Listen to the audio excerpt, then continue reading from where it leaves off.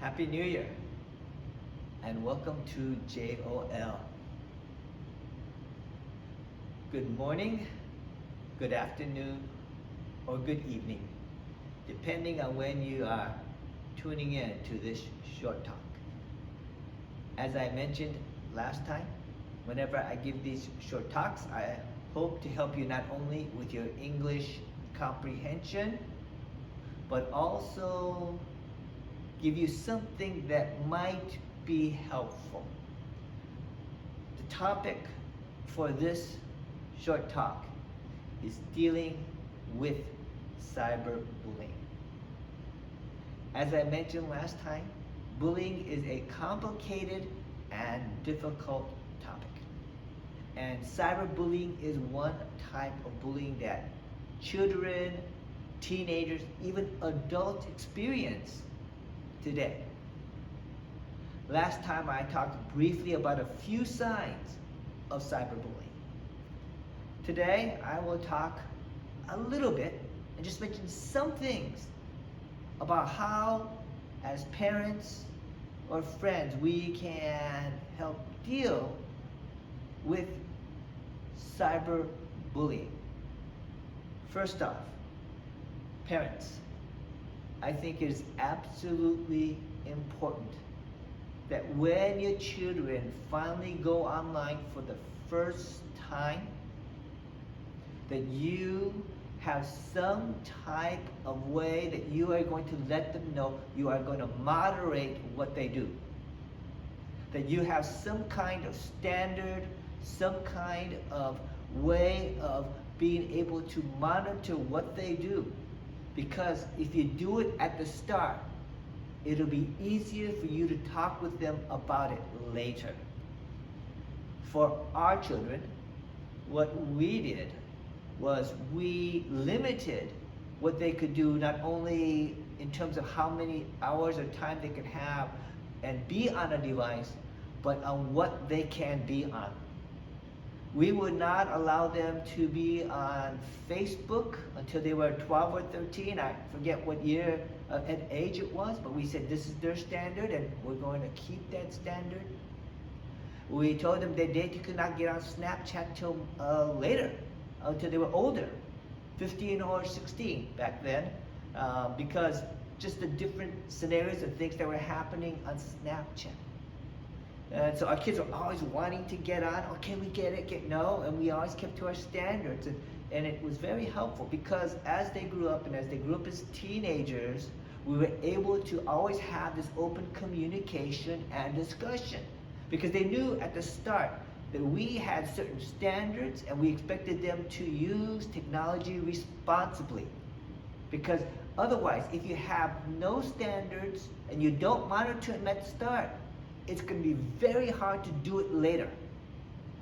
And what happens is when you monitor start, you have this ability to be able to have what I call an open communication line. That means you're able to talk to them about their device and their devices and what they're on. If you don't do it at the start, it's going to be very hard to do it later.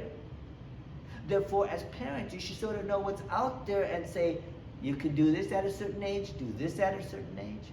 And what we did is we had these different standards that enabled us to talk to our children constantly about why we didn't want them on some apps and why some apps were okay or why some apps at a certain age. And as they grew, they obviously got more and more leeway to use the internet, to use the different apps, to now that they're making their own choices. But at least we were able to teach them and guide them and direct them so they just didn't have to make the decisions on their own. And therefore, monitoring early at the start helps in two ways. It lets them know what you think is good and what's bad, what's right and what's wrong, how to use it wisely. But it also has an open communication line. You're already talking with them. Because when they become preteens or teenagers, let me tell you, they're not going to always want to talk to you. They're not going to really want to speak to you sometimes. But this allows you to have this opportunity. But if they're experiencing cyberbullying, what are some things you can teach them to do? I'm just going to give you 4 things, and these were suggested by teenagers. They asked teenagers what they could do if this situation happens, and they're getting cyberbullied. 1 is they can block the aggressor. You can do that on certain apps. You can do that on the phone.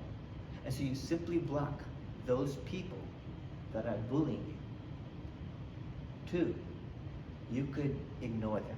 That's a little bit harder, but there are ways when you're on the apps or on these different sites, you can ignore the person. And some teenagers have done a good job of managing how to do that.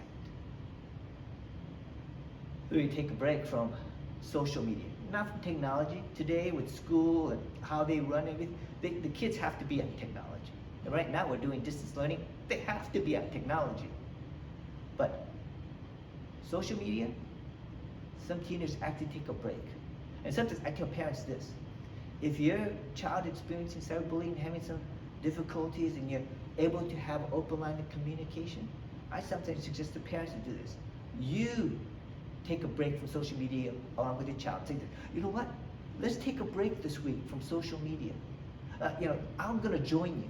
See, this way they don't have to feel like they're alone and that you're teaming up and you understand and you're gonna be with them. I'm not gonna do Facebook, Instagram, Twitter, all these different things. I'm not gonna do this week. Got emails and other things you need to do, but social media, let's not do it. Let's take a break. Because sometimes teenagers say that just taking a break helps them catch a breath. And the other thing they can do is report the abusive behavior to the hosting site or app. And some of the hosting site or apps will take some action, some will not. It just depends on the situation and on the scenario. But these are some things that you can tell your kids, explain to your kids that they can do if they're experiencing any type of cyberbullying. Like I said, it's a very complicated situation, but I hope I gave you a few ideas that you can think about, turn over in your head, and possibly, if the situation ever rises, I hope it doesn't, but if it does, that they can make use of this. Happy New Year, and have a great class.